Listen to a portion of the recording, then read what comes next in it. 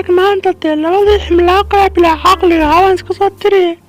waxaas waa taqmad way islaynayaanun anaa kaa xoog weyntay waxyaa dhaqankii anaga niga xoog weyntay jaraantan halaaleeg xamaleeg dhaqan isku buusbuusan baa tihi maxaad kala garanaysaa eegtee labadan dhaqan waa isku tiriye way islaynayaanu waa bilaa caqli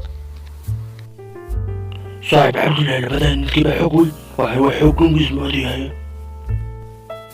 waana saaxib cabdillahi iska waran isagoo salaamin buu haddana ku leeyahay midkeeyabay xoog weyn ma garanayo waxba dilmaysuda hashka jog laan ku qaraayaanu feedha ayaga arag